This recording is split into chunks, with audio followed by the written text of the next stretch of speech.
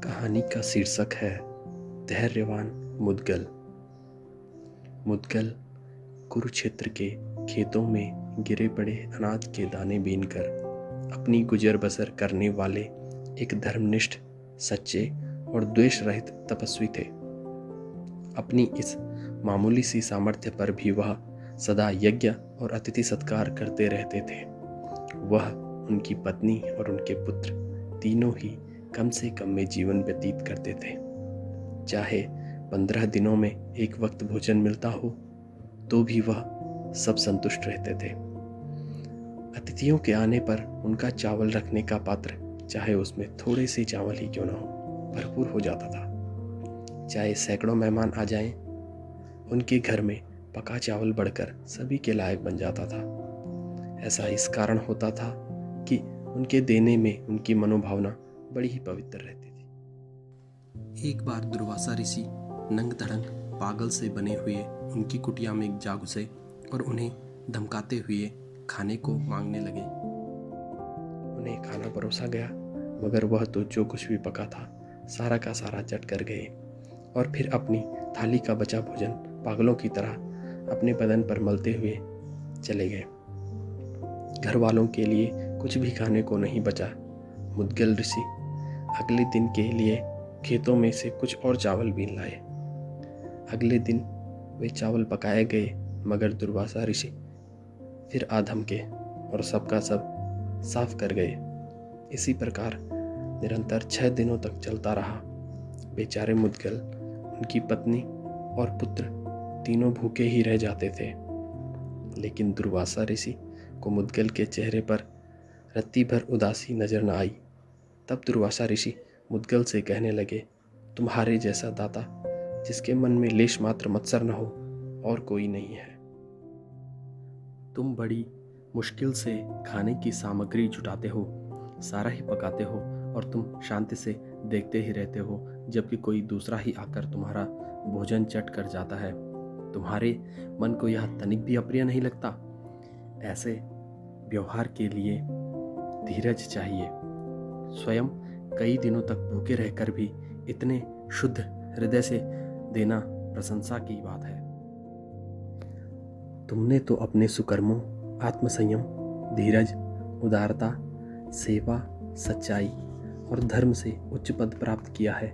तुम्हारा यशोगान देवलोक में किया जा रहा है। तुमको इसी भौतिक शरीर में वहाँ पहुँचाया जाएगा। दुर्वासा यह कह ही रहे थे कि एक देवदूत विमान लेकर पहुँच गया और मुद्गल को उसमें बैठकर स्वर्ग चलने का निमंत्रण देने लगा। मुद्गल ने उस दूत से पूछा, स्वर्ग में बसने वाले कैसे होते हैं? वहाँ के जीवन की सुविधाएं और असुविधाएं कौन कौन सी हैं? कहावत है कि जब दो भले आदमी एक साथ 7 पग चल लेते हैं या एक दूसरे से 7 शब्द कह सुन लेते हैं तो वे दोनों मित्र बन जाते हैं। मैं समझता हूँ कि तुम भी मेरे मित्र हो और एक मित्र होने के नाते मुझे तुमसे यह प्रश्न करने का अधिकार है। अतः तुम्हारा उत्तर सुनकर ही मैं स्वर्ग में जाने का निश्चय करूँगा। दूत ने कहा, यह आपकी उत्तम बुद्धि का प्रमाण है कि मनोवांछित स्वर्ग का निमंत्रण पाने पर भी आप जाने से पहले वहाँ की सुविधाओं और असुविधाओं को जांच लेना चाहते हैं। बहुत समुन्नत पुरुष ही वहाँ जा सकते हैं। वहाँ का संसार बड़ा रमणीक और आभायुक्त है। वहाँ नंदन कानन जैसी अनेक रमणीक वाटिकाएं हैं। हर तरफ से सुगंध आती है। भूख प्यास, गर्मी सर्दी, थकान, भय या ऐसी दूसरी बातें नाम को भी नहीं है। कोई वहाँ बूढ़ा या दुखी नहीं है। सबके शरीर ज्योतिर्मय होते हैं। वह लोक जन्म नहीं बल्कि सुकर्मों से ही प्राप्त होता है। वहाँ किसी प्रकार की अपवित्रता नहीं होती। फूलमालाएं मुरझाती नहीं हैं। सवारी के लिए विमान मौजूद हैं। ईर्ष्या, द्वेष या इसी प्रकार की दूसरी भावनाएं नहीं पाई जाती। विषय वासना या अन्य कष्ट बिल्कुल नहीं सताते। वह लोक स्वतः आलोकित, हृदय को आनंद देने, सबकी मनोकामना पूरी करने और संतुष्ट रखने वाला है। ये तो हैं वहाँ के सुख और आनंद। अब असुविधा या दुख की बात सुनिए। उस लोक के जीवन में जिस मनुष्य के लिए सुकर्मों का, पुण्य कर्मों का, उस लोक के जीवन में जिस मनुष्य के लिए सुकर्मों या पुण्य कर्मों के फल का भंडार जब खाली हो जाता है, तभी उस मनुष्य का स्वर्ग से पतन हो जाता है।